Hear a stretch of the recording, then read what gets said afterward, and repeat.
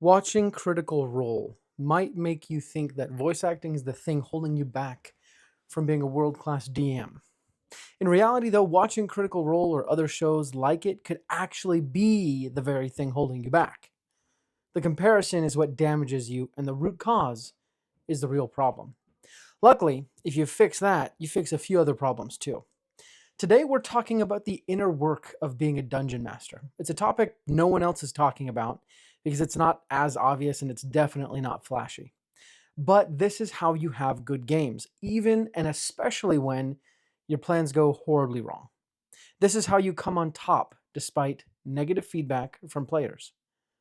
This is how to win at dungeon mastering. Welcome back to How to Be a Better DM. This is the show where you'll learn how to create better games for yourselves and your players as you DM sessions of D&D. This episode is for all the DMs out there who see past the fantasy and the dice and see how a collaborative storytelling experience can actually make you a better person. I'm your host, Justin Lewis. I'm a professional dungeon master, spoken at different panels, put out hundreds of podcast episodes, helped thousands of DMs just like you, and today I'm going to be speaking into your ear holes, and we're going to have a nice chat together. For those of you who are new to the show, let me also just explain. We do this in our spare time. This is not our full-time gig. So the quality might not be up to what you expect from Critical Role and things like that. However, we do it for the love of the game. We do it because we love to do this, and because we love it, we hope you love it too. Also, for those of you who are new to the show, we view DMing as 4 pillars: people management, performance, game design, and storytelling. Today, we're talking about one of the least talked about aspects of people management in D&D by far. No one talks about this. To get things started, I want to paraphrase a business saying. You don't have dungeon master problems. You only have personal problems that show up in your dungeon mastering. Let me say that again. You don't have dungeon mastering problems. You only have personal problems that show up in your dungeon mastering. At its core, that means your life is one composite whole. That means a fight you have with your wife, a bad job review, or a parking ticket all have the potential to show up in your games, and not in good ways.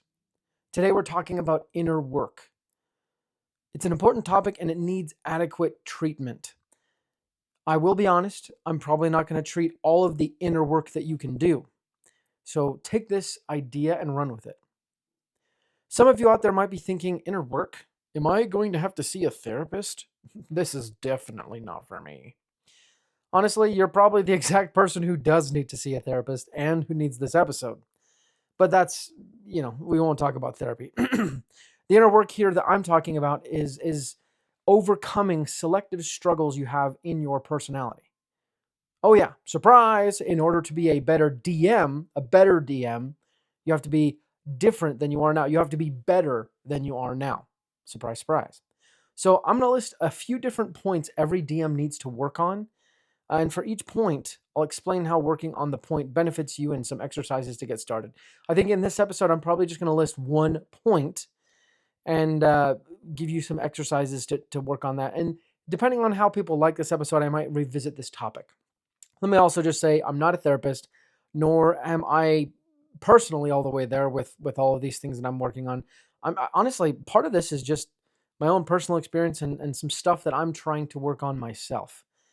And I can just say from personal experience that a bad story is never going to tank your campaign, but a DM who isn't doing inner work and manifests the problems they have personally in the game, that will. And on the flip side, after doing this inner work, every game you have is going to be stellar, even if the game doesn't feel so good.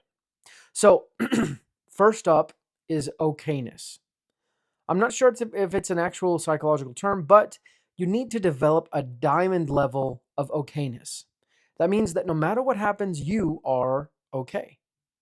This is honestly a little bit more complex than it sounds, but it includes your insecurities, your jealousies, your skin thickness, your faith and trust in yourself, and honestly, probably a lot more. It's a simple concept to understand, but can be hard to do. You might be asking, though, why does my okayness matter for dungeon mastering? Well, let me tell you. We've all seen the common trope of the DM who props up encounters that are unwinnable. literally saying, nope, you walk in and you're widowy dead, if you've seen that video. Or they've created such a difficult puzzle that the party should be mystified at their mastery, if not frustrated at the impossibility of solving the puzzle. And in reality, those DMs are just insecure jerks. And everyone at the table knows it except the DM, and there lies the problem. But by being the most okay person at the table, your party will never face that kind of jerk. By being okay, you will never feel like you're not good enough. By being okay, you will be able to take negative feedback and move on. This is important because you'll be able to let your players shine. You'll be able to prop up encounters that make them the heroes. You'll be able to let the players win from time to time. And you'll be able to look at what you're doing and say, you know what, maybe I could have done better. And you'll be able to look at feedback from time to time and say, you know what, that feedback actually isn't useful. I know what I'm about and I know what I'm trying to accomplish. So be okay. But how do you actually do that? That is an excellent question. And for that, I have a few exercises to try out. Number one, the negative feedback loop. In this first exercise, you're going to shock your non-okay system. After a session, reach out to a specific player. It doesn't matter which one. Ask them point blank, what didn't you like about XYZ? So what didn't you like about the puzzle I did? Or what didn't you like about this NPC? Or what didn't you like about this battle? Most people will deflect and say, oh, nothing, it was great, I loved it.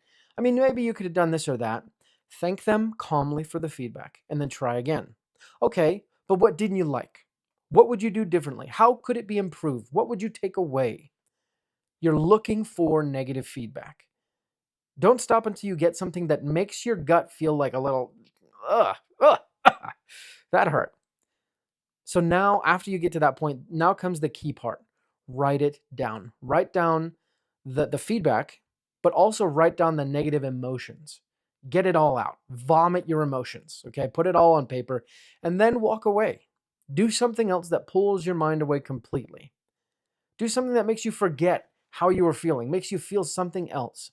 And then come back a day or so later and reread the negative feedback first, and then reread the negative emotions.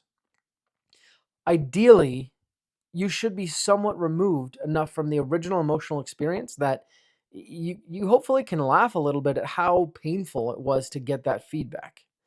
And if the feedback wasn't that painful, then this exercise probably isn't useful for you because you're a little bit okay in this arena. But the goal is to separate the feedback from the negative emotions so you can examine the emotions and realize that neither the emotions nor the feedback nor what you created are you. You are separate from what you created. You are separate from the feedback about what you created. And in the end, you're okay. And the best part is, if you want, you don't have to feel those negative emotions. You can receive feedback and feel fine.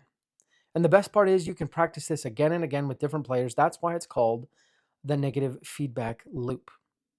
But Justin, if you focus on the negative, then all you'll find is negative. That's true to some extent. So that's why you should practice the second exercise. Number 2 is the gratitude journal. What you focus on expands. So focus on spotting things to be grateful for. It's worth it, okay? Pretty soon you'll naturally see what is good about your life, and that allows you to appreciate those good things. For instance, it's always better to express appreciation for the one person who showed up to your session rather than the 4 who bailed. So for this exercise, write down things you genuinely feel grateful for. And the goal isn't to record your gratitude. The goal is to practice expressing your gratitude. Feel the gratitude. Feeling the gratitude is actually the reward for being grateful. Gratitude is a peaceful feeling that makes you feel like everything is okay, hence a greater okayness. But of course, being okay is easier when you have tools at your disposal. So, and those tools ideally should help carry some of the heavy loads of DMing.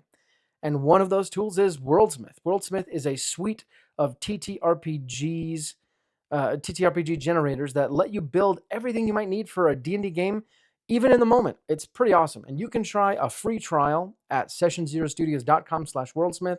Support Worldsmith and you support our podcast. But some of you also might be thinking, what if things actually do go horribly wrong, right? What if, Even though I'm trying to be grateful, what if things are terrible? Well, this is when you use the third exercise. I call this the worst case scenario. This one requires some imagination, but also a little common sense. See, this is especially useful to people who worry, much like myself. To start, think of an upcoming session. It's something you're really excited for. And now imagine the worst case scenario. Okay? Hold that worst case in your head. Now, pass it through a probability filter. Anything that has a 5% or less chance of happening, forget about it. What you have left is genuinely something to worry about. Now, imagine this worst case scenario.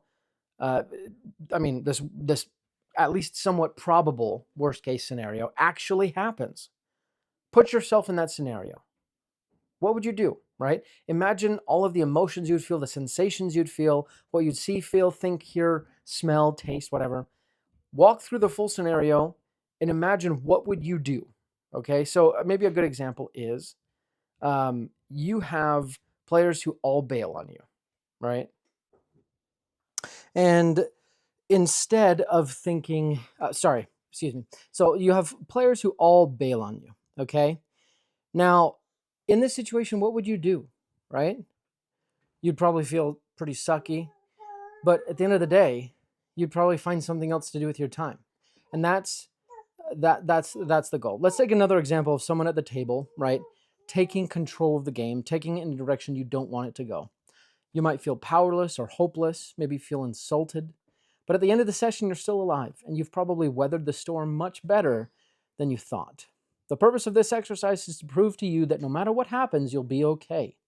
Even the stuff that is 5% or less likely to happen, you'll probably get through it. Build a strong sense of okayness from believing that you'll be all right. Number 4, subtraction. This idea is a simple one pulled from the book The Gap and the Gain by Dr. Benjamin Hardy. Super good book. Simply think of something most precious to you. Then imagine that thing being taken away, a loved one gone, an accomplishment gone, what you hold most dear gone. Feel the loss. And then remember that you still have that thing.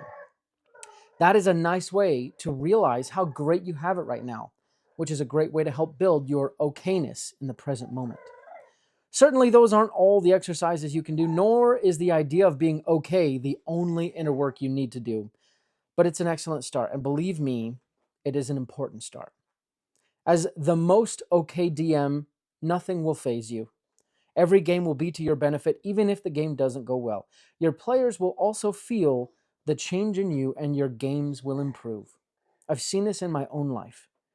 Just try it, and I promise by and by, your games will be infinitely better. Thanks for listening to today's episode. We'll be back next time with another handcrafted episode just for you. But until then, let's go ahead and roll initiative.